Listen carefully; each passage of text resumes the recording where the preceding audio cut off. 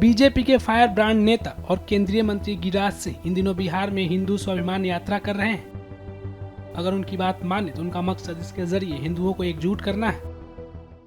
यहाँ दो तरह के मुसलमान हैं, देशी और बाहरी। देशी मुसलमानों का समर्थन मुझे मिल रहा है। वो भी कह रहे हैं मेरा रोजगार छिन गया, मेरी जमीन कट गई। तो ये हिंदू और देशी मुसलमान एक साथ, ये हिंदू हैं।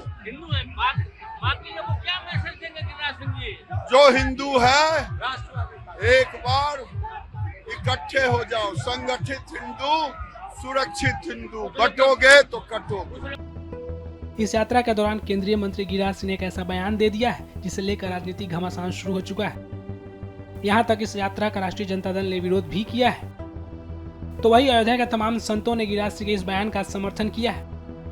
उन्होंने कहा है कि उनका बयान बिल्कुल सच है, हिंदुओं को एकजुट होने की जरूरत है। बिल्कुल सत्य कह रहे हैं गिरिराज सिंह जी, मैं उनका समर्थन करता हूं, पक्षधर भी हूं मैं।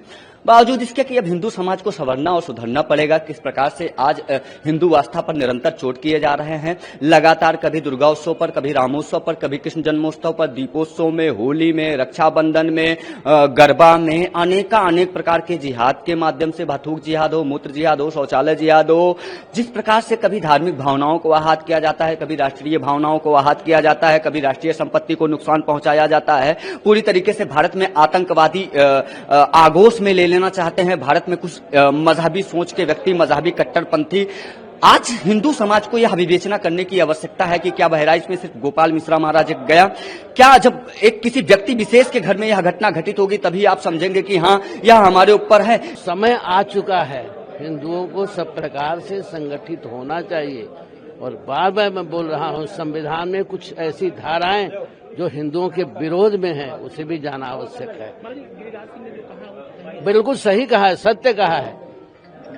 मैं जानता हूं गिरिराज सिंह को, सब प्रकार से मैं परिचित हूं। जो कहा है ठीक कहा है, सत्य कहा है। गिरिराज सिंह जी ने सही कहा है और गिरिराज सिंह जी को साधुवाद, धन्यवाद है। देश के नेता ऐसे ही जागरूक हो जाएं तो जिस प्रकार से दंगे, बवाल, फसाद, जिस प्रकार से तिरंगे का अपमान, भारत की तोड़ने की साजिश, भारत में आतंक व्याप्त, भारत में लैंड जिहाद, लव जिहाद, तमाम प्रकार के थूक जिहाद से लेकर रेल जिहाज तक जो चल रहे हैं, इस पर रोक लग सकता है, कमियां आ सकती है। जिस प्रकार से